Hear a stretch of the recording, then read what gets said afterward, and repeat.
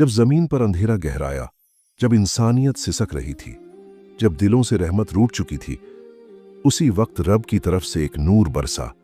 एक ऐसी शख्सियत जो महज वली नहीं बल्कि एक रूहानी दरिया थे। वो थे हजरत सैयद बदियुद्दीन अहमद मदार रहमतुल्लाह अलैह, जिन्हें दुनिया जिंदा शाह मदार के नाम से जानती है।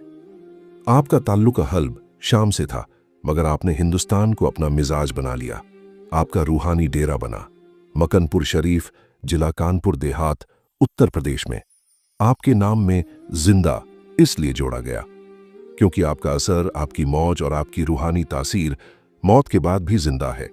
आपकी दरगाह आज भी वो मुकाम है जहां हजारों फनाहशुदा दिल जिंदा हो जाते हैं, जहां रूह सुकून पाती है, जहां आंसुओं की जबान भी कबूल होती है।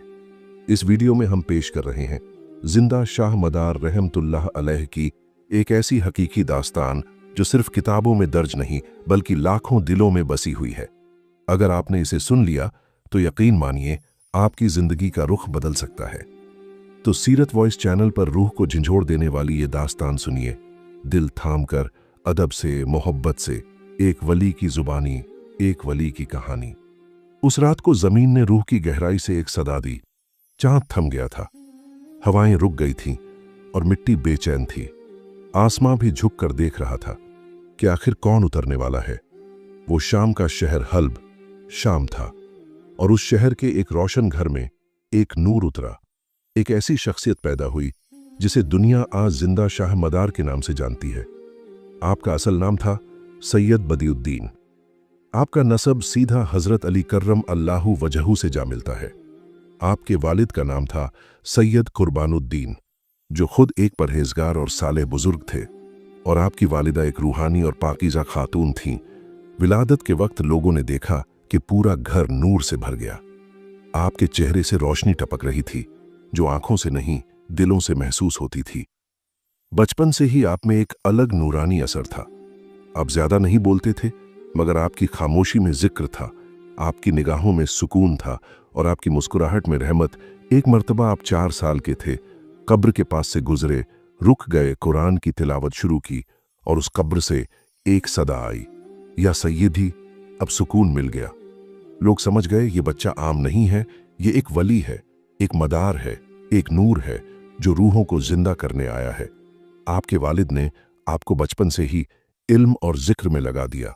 आपने छोटी उम्र में कुरान हिफ्ज कर लिया और आपके लब्बों पर हमेशा या अल्लाह या रहमान रहता था। एक रात आपने ख्वाब में रसूलुल्लाह सल्लल्लाहु अलैहि वसल्लम की ज़ियारत की और हुजूर ने इरशाद फरमाया, बदियुद्दीन, तुम्हारा सफर हिंद की तरफ होगा, वहां की जमीन तुम्हारे कदमों की राह देख रही है। आपने उस बशारत को सीने में रख लिया और रातें जागकर रूहानी तैयारी में लग गए। फिर वो लम्हा आया जब आपको अपने पीर की सोहबत नसीब हुई। हजरत शाह अब्बू इसहाक किरमानी रहमतुल्लाह अलैह ने आपको तरीकत में कामिल बनाया। आपके दिल में वो असरार डाल दिए जो सिर्फ अल्लाह के चुने हुए बंदों को मिलते हैं। अब आप रूहानी तौर पर तैयार थे और जमीन आपकी दस्तक की मुंतजिर थी। आपके अंदर एक आग थी, मगर वो आग जलाने वाली नहीं थी। वो रोशनी थी जो अंधेरों को मिटाने के लिए काफी थी। वो सुबह कैसी थी जिसमें सूरज भी जैसे आपकी राह गुजर से पर्दा किए खड़ा था, जैसे हवाएं भी आपके कदमों को छूने के लिए बेताब थीं, जैसे जमीन ने दुआ मांगी हो के, या रब, वो मदार आ जाए जिसे तूने दिलों को जिंदा करने के लिए भेजा है। हजरत बदियुद्दीन रहमतुल्लाह अलैह अपने पीर हजरत शाह अबू इसहाक किरमानी से इजाजत लेकर तरीकत के सफर पर रवाना हुए। आपने सबसे पहले शाम से मिस्र, फिर बगदाद, फिर हरमैन शरीफैन का सफर किया। हर जगह इल्म और रूहानियत का दरिया बहाया। लोगों ने आपकी निगाह से तौबा की, आपके लफ्जों से दिलों को सुकून मिला और आपकी खामोशी में उन्हें रब की आवाज सुनाई दी। फिर एक रात मक्का मुअज्जमा में आपने हजरत रसूलुल्लाह सल्लल्लाहु अलैहि वसल्लम की दूसरी बार जियारत की। हुजूर ने फरमाया, बदियुद्दीन, अब हिंद जा, वहां की जमीन तुझसे जिंदगी मांगेगी, वहां के दिल तुझसे राहत चाहेंगे और वहां तेरे कदम पड़ते ही बंधों में बंदगी जागेगी। आपने अपनी चादर ओढ़ी, सुबह के वक्त नमाज अदा की और सफर हिंद की नीयत कर ली। साल था करीब 818 हिजरी। आप हिंदुस्तान पहुंचे बहराइच के रास्ते, जहां उस वक्त गुमराही, तासुब और जहालत का दौर था। आपने सबसे पहले जौनपुर, फिर नरवर और फिर पहुंचे मक्खनपुर, जहां आज आपकी खानकाह बनी हुई है। एक रोज जब आप मक्खनपुर के जंगल में तन्हा बैठे हुए थे, आप अल्लाह का जिक्र कर रहे थे, एक जहरीला सांप आपके पास आकर बैठ गया। लोग दूर से तमाशा देख रहे थे। अब ये सांप डसेगा, मगर वो सांप सिर झुकाकर बैठा रहा। आपने नजर उठाई और कहा, तू अल्लाह की मखलूक है, अगर तेरा दिल जिंदा है तो ला इलाहा इल्लल्लाह कह। सांप ने सर उठाया, जमीन पर अपने मुंह से हल्की हरकत की और फिर वहीं जान दे दी। लोग दौड़े हुए आए। पूछा, या सैयद, ये क्या हुआ? आप मुस्कुराकर बोले, उसका दिल अल्लाह से वाबस्ता हो गया, अब उसे इस जहान की जरूरत नहीं रही। उस करामत के बाद करीब 100 से ज्यादा लोग जो जंगल में रहते थे, आपके हाथ पर तौबा करके मुसलमान हो गए। वो लोग जो शेर की पूजा करते थे, वो अब अल्लाह की इबादत करने लगे।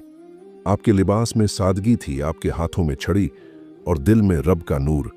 आपके लफ्जों में इतना असर था कि पत्थर भी पिघल जाते थे। आपका एक वाकया सुनकर इंसान अपने पूरे गुजरे हुए गुनाहों पर रो देता था। शाम का वक्त था।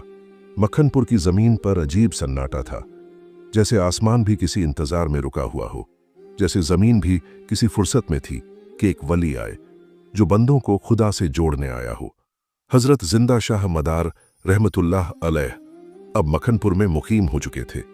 वहीं झोपड़ी बनाई, वहीं जिक्र की महफिल, वहीं सजदा और वहीं सजगर्दी। एक रोज दक्षिण की तरफ से अचानक एक बला का तूफान आया। तेज हवा, धूल, बिजली और कहर ऐसा कि मक्खनपुर के लोग चीख पड़े, कहीं ये कहर खुदा का ना हो। लोग दौड़े दौड़े हजरत के पास पहुंचे। आप उस वक्त तस्बीह पढ़ रहे थे। आपने नजर उठाई, सर झुकाया और सिर्फ एक जुमला कहा, या रब, जो मुझसे वाबस्ता हो गया उस पर रहम फरमा। अगले ही लम्हे तूफान थम गया, हवा नर्म हो गई, आसमान साफ हो गया। लोग हैरत में थे। एक बुजुर्ग ने आगे बढ़कर कहा, ए मदार, तू कौन है? आपने जवाब में सिर झुकाया और फरमाया, बंदा ए इलाही जो इल्म नहीं लाया मगर इखलास लेकर आया है। उस दिन मक्खनपुर के 130 घरों ने इस्लाम कबूल किया। लोगों ने शराब के मटके तोड़ डाले, जिना छोड़ दिया, झूठ बोलना छोड़ दिया और रोजा, नमाज और तस्बीह को अपनाया। एक और रोज का जिक्र है। आपने नमाज के बाद सज्जादा बिछाया और मुरीदों को दर्स दिया। आपके लफ्जों में इतनी नरमी थी कि आसमान भी जैसे झुक आया हो। तब एक शख्स ने अर्ज किया, सैयद, हमारी जमीनें सूखी हैं, बारिश नहीं होती। आपने सिर्फ इतना कहा, जहां सज्जादा बिछा है वहीं रहमत बरसेगी। और उसी लम्हे बादल घिर आए और मक्खनपुर की प्यासी जमीन पर पहली बार बारिश हुई, वो भी खुशबू वाली। लोगों के दिलों में जमीर जाग गया। शराबियों ने अपने ठेके बंद कर दिए, जादूगरों ने तावीज तोड़ दिए और बुत परस्तों ने अपने हाथों से अपने बुत गिरा दिए। मदारिया तहरीक की बुनियाद रख दी गई थी। लोगों ने कहा, या मदार, तूने हमें इंसान बना दिया। आप रोज फज्र के वक्त जंगल के किनारे जमीन पर बैठकर तिलावत करते। एक दिन तिलावत शुरू हुई तो जंगल का हर जानवर खामोश हो गया। हिरन, शेर, सांप, परिंदे सब जड़ हो गए। जमीन ने जैसे सजदा कर दिया। हवा रुक गई और सिर्फ आवाज गूंज रही थी, या अय्युहन नासू तूबू इल्लल्लाह, ऐ लोगो, अल्लाह से तौबा करो। उस शब की ठंड में मक्खनपुर की फिजा में एक अजीब सी खामोशी तारी थी। आसमान पर बादल थे, जमीन पर एक अजीब सा सुकून था और हवा में बस एक ही नाम गूंज रहा था, मदार, मदार। उस रोज आपने नमाज के बाद अपनी झोपड़ी के बाहर तस्बीह फेरते हुए आंखें बंद की थीं। लोग समझ रहे थे कि आप आराम कर रहे हैं, मगर आपकी रूह उस वक्त आसमान की सैर कर रही थी। कुछ देर बाद जब आपने आंखें खोलीं तो फरमाया, आज कोई बहुत बड़ा हादसा होना है, मगर अल्लाह का फजल रहेगा। उसी वक्त मक्खनपुर से बाहर एक और शहर में, जहां आपके नाम से जलने वाले लोग रहते थे, कुछ तांत्रिक और अहंकार से भरे हुए जादूगर इकट्ठा हो रहे थे। उनका इरादा साफ था, हजरत मदार को खत्म करना, मक्खनपुर को फिर से गुमराही में ढकेल देना। उन लोगों ने एक ऐसा तांत्रिक भेजा जो अपने कदमों से जमीन को भी हिला देता था। वो एक सांप के साथ आया, जो जहर से लबालब भरा था। उसके साथ ऐसे साए भी थे जो अंधेरे में दिखते नहीं थे, मगर उनकी हवाएं कांपती थीं। लोग डर गए। मक्खनपुर की गलियां सूनी हो गईं। बच्चे माओं की गोद में छुप गए। मगर उस वक्त जब वो तांत्रिक आपकी तरफ बढ़ा, आपने कोई फिक्र नहीं की। बस तस्बीह के हर दाने पर एक ही लफ्ज दोहरा रहे थे, हु हु हु। और जैसे जैसे वो हु की सदा फिजा में फैलती, उस तांत्रिक के कदम लड़खड़ाते जाते। वो चीखा, तू कौन है दरवेश? मेरे जादू को क्यों पिघला रहा है? आपने मुस्कुराकर सिर्फ इतना फरमाया, मैं वो नहीं जो तू समझता है, मैं वो हूं जो अल्लाह के हुक्म से चलता है। और उसी वक्त वो जहरीला सांप जो आपके सामने फुफकार रहा था, अचानक जमीन पर गिर पड़ा और लकड़ी की तरह सख्त हो गया। लोग चौंक गए। उस तांत्रिक ने अपनी आंखें मलीं, मगर अब उसका सारा जादू खत्म हो चुका था। उसके होंठ कांप रहे थे, उसके हाथ थरथरा रहे थे। आपने आगे बढ़कर उसकी पेशानी पर हाथ रखा और कहा, अगर दिल साफ हो जाए तो काले जादू भी सफेदी में बदल जाते हैं। वो गिर पड़ा और रोते हुए कहा, मेरे गुनाह माफ कर दो, ऐ दरवेश ए खुदा। आपने उसे उठाया और अपने गले से लगाया। लोगों ने देखा कि वो तांत्रिक जो मौत बनकर आया था, अब नमाज में आपके पीछे खड़ा था, सजदे में गिरा था और उसके आंसू जमीन को धो रहे थे। उस रात मक्खनपुर में जलसे जैसा माहौल था। लोग दरगाह पर जमा थे।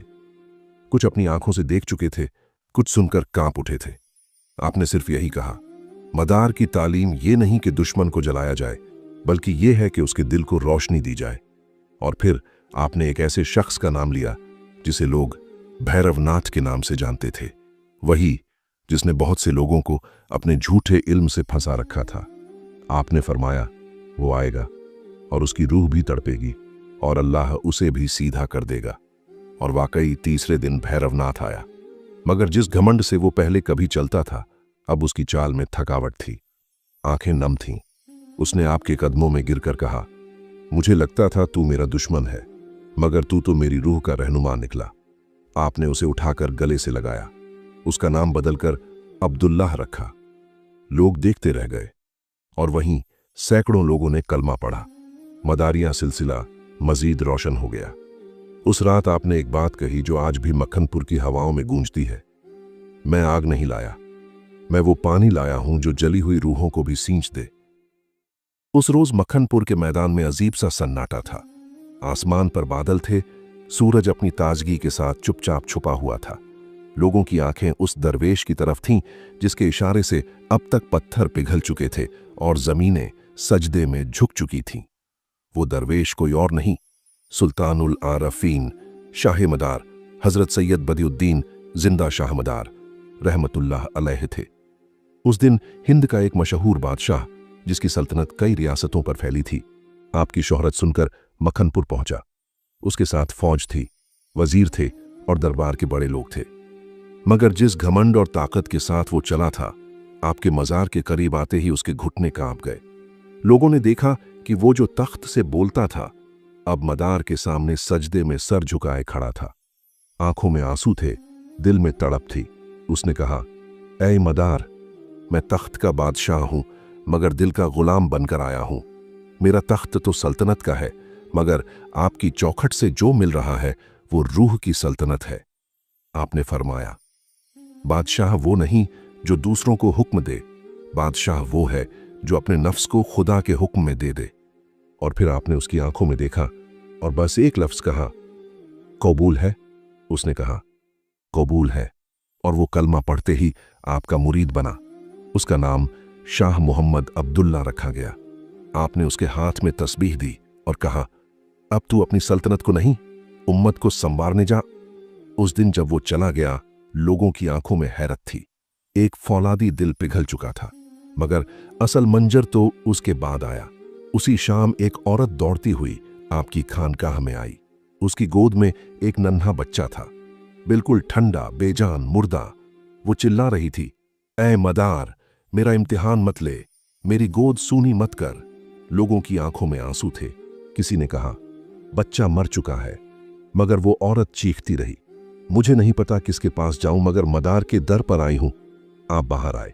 बच्चा उसकी गोद में पड़ा था, आंखें बंद थीं। आपने कुछ नहीं कहा, बस अपना दस्ते मुबारक उठाया और उस बच्चे के सीने पर रखा।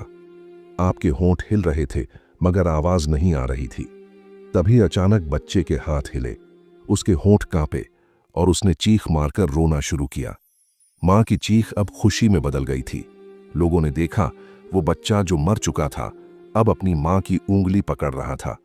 आपने सिर्फ इतना कहा, यह मेरी करामत नहीं, उस मां की सच्ची उम्मीद की करामत थी। उस दिन सैकड़ों लोग सजदे में गिर गए, हजारों ने कलमा पढ़ा। मखनपुर की फिजा में सिर्फ एक नारा गूंज रहा था, मदारे पाक जिंदाबाद। वहीं एक बूढ़ा आदमी कांपते हुए आया, बोला, ऐ मदार, हम तो सोचते थे कि तू सिर्फ एक वली है, मगर आज देखा कि तेरा दस्ते मुबारक मौत को भी मात दे सकता है। आपने फरमाया, मौत देने और लेने का इख्तियार मेरे पास नहीं, मैं तो सिर्फ उस रास्ते का रहबर हूं जो अल्लाह तक ले जाता है। उस रात आपने देर तक तस्बीह फेरते हुए सिर्फ एक लफ्ज दोहराया था, रहमत, रहमत, रहमत। और वहीं बैठे हुए सैकड़ों लोग आपके कदमों में बैठ गए। आपने उनमें से हर एक को अलग अलग नसीहत दी। किसी से कहा, अपनी मां की दुआ से बढ़कर कोई चीज नहीं। किसी से कहा, हर वो दुआ जो तौबा के आंसुओं से भीगी हो कबूल होती है। और एक नौजवान से कहा, गुनाह से डर मत, तौबा से मोहब्बत कर। उस रोज मदारिया सिलसिला एक तूफान की तरह फैला। लोग दूर दूर से आने लगे, जंगलों से, रेगिस्तानों से, दूसरे मुल्कों से। और आपने फरमाया, अगर मेरा नाम मिट भी जाए तो भी मेरे अल्फाज उस दिल में जिंदा रहेंगे जो अल्लाह से मोहब्बत करता है। वो रात जब मखनपुर की हवाएं भी सुन्न थीं, जब दरख्त भी सर झुकाए खड़े थे, जब जमीन अपनी सीनों पर सन्नाटा ओढ़े हुए थी, वो रात मदार की रुखसत की रात थी। मगर अजीब बात यह थी कि आप खामोश नहीं थे, आप मुस्कुरा रहे थे। आपने अपने मुरीदों को इकट्ठा किया, हर एक को देखा जैसे उनकी रूहों को पढ़ रहे हों। फिर फरमाया, वक्त आ गया है कि मैं उस जगह जाऊं जहां से कोई वापस नहीं आता, मगर मेरी मंजिल मौत नहीं, मेरी मंजिल हक है। लोगों ने चिल्लाकर कहा, मदार, हमें छोड़कर मत जाइए। आपने फरमाया, जिसने मुझसे वफा की मैं उसके दिल में हमेशा जिंदा रहूंगा। फिर एक शेर पढ़ा जो आज तक मक्खनपुर की दीवारों पर लिखा है, जिंदा है मर्द वो ही जो मौत में भी जिंदा रहे। उसके बाद आपने वुजू किया, सफेद लिबास पहना, सजदे में झुके और एक लंबा सजदा किया। लोगों ने देखा कि सजदे में एक नूर फैला हुआ है, हर कोना चमक रहा है।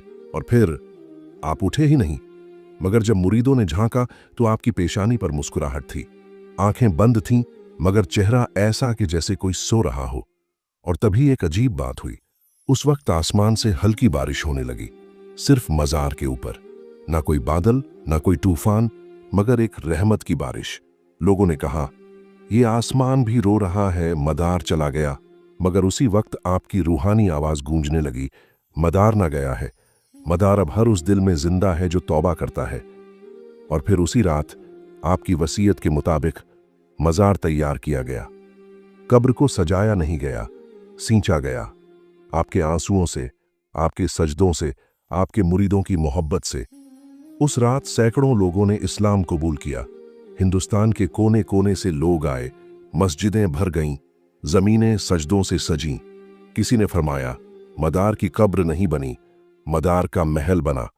और आज भी सदियों बाद जब कोई टूटे दिल से मजार पर जाता है तो उसकी रूह पुकारती है, ऐ मदार, मेरी सुन ले। और जवाब आता है, मेरा काम सुनना नहीं, अल्लाह तक पहुंचाना है। कहा जाता है कि जो सच्चे दिल से हाजिरी देता है, मदार उसे रुस्वा नहीं करते। और आज सदियों बाद भी मक्खनपुर की हवाएं गवाही देती हैं, एक बादशाह आया था जो मौत में भी जिंदा रहा। तालीमात मदारिया। रात के सन्नाटे में जब मदारुल आलम की चौखट पर एक नौजवान सर झुकाकर बैठा था, उसके दिल में सैकड़ों सवाल थे, आंखों में आंसू, सीने में बोझ और लबों पर एक ही पुकार, या मदार, मेरे रब तक पहुंचा दीजिए। अचानक अंदर से सदा आई, जो सच्चे दिल से पुकारे उसे रास्ता जरूर मिलता है। यह थी मदारिया तालीम की बुनियाद, सच्चाई, तौबा और दिल से रब की तलाश। हजरत जिंदा शाह मदार रहमतुल्लाह अलैह फरमाया करते थे, दिल की पाकीज़गी, नफ्स की शिकस्त और मोहब्बत इलाही, यही हैं बंदे की असल पहचान। आपकी तालीमात तसव्वुफ के उन खजानों में से हैं जो आज भी रूहों को रोशन करते हैं। तालीम नंबर 1, नफ्स का मुकाबला सबसे बड़ा जिहाद है। आप फरमाते, नफ्स को मारो नहीं मगर उस पर हुकूमत करो। जो नफ्स पर काबू पाले वो ही रूह तक पहुंचता है। आपके एक मुरीद ने पूछा, या मदार, नफ्स कब मरता है? आपने मुस्कुराकर कहा, जब दिल अल्लाह की मोहब्बत में डूब जाए तो नफ्स खुद डूब जाता है।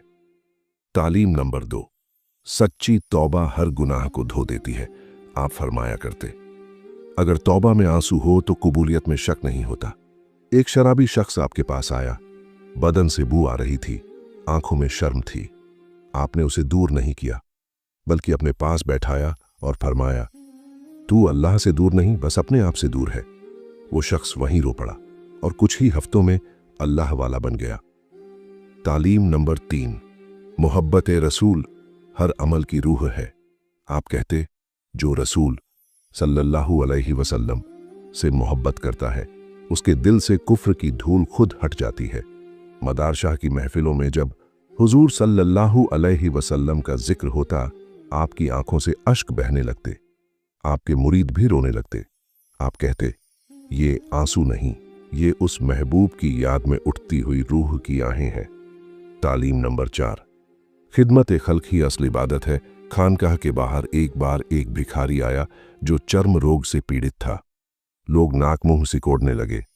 आप बाहर तशरीफ लाएं, अपने हाथों से उसका जख्म साफ किया और फरमाया, जिसमें अल्लाह बसता है उसे छूने से नफरत कैसी। उस लम्हे ने इंसानियत को जगा दिया। आपके मुरीदों में ये दस्तूर हो गया, खिदमत पहले, इबादत बाद में। तालीम नंबर 5, अल्लाह की राह में सख्ती से नहीं, मोहब्बत से बुलाओ। आपका अंदाज बेहद नर्म और दिल को छू लेने वाला होता। कोई गुनहगार भी आ जाए, आप उसे रुस्वा नहीं करते। आप कहते, बंदों को अल्लाह से डराओ मत, उन्हें उसके करम से वाकिफ कराओ। एक दिन एक नौजवान ने पूछा, या मदार, मैं तो गुनाहगार हूं, क्या मेरी दुआ भी कबूल होगी? आपने उसकी आंखों में देखा और फरमाया, अल्लाह को गुनाह नहीं, तौबा प्यारी है। तू लौटा, तेरा रब तेरे इंतजार में है। आज भी मदारिया सिलसिले की खानकाहों में ये तालीमात रूह बनकर बहती हैं। हर शब जब दिल बेचैन हो, हर सुबह जब आंख नम हो, हर सजदे में जब अल्फाज न मिले, तो हजरत जिंदा मदार शाह रहमतुल्लाह अलैह की तालीमात जैसे सदा देती है, अल्लाह दूर नहीं, बस तेरा दिल भटका हुआ है, उसे वापस ला।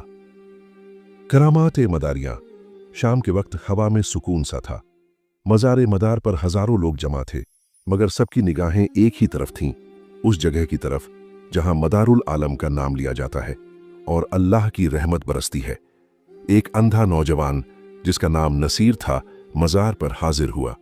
वो चीख कर बोला, या मदार, मेरी आंखें तो अंधेरे में हैं, मगर दिल रोशनी चाहता है।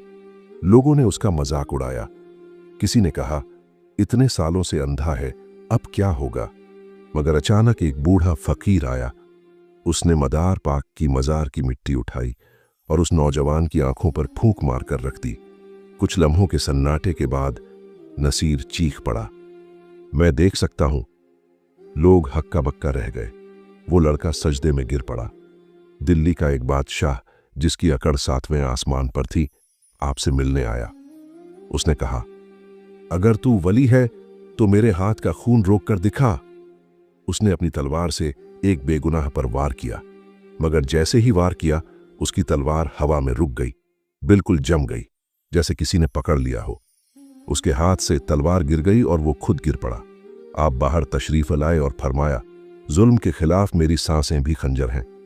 बादशाह ने वहीं सजदा किया और मुरीद बन गया। एक माँ मजार पर रोती हुई आई। गोद में उसका मरा हुआ बच्चा था। उसने कहा, या मदार, मैंने सब दरवाजे खटखटाए, कोई जवाब नहीं मिला। अब तेरी चौखट है, इसे खाली मत लौटाना।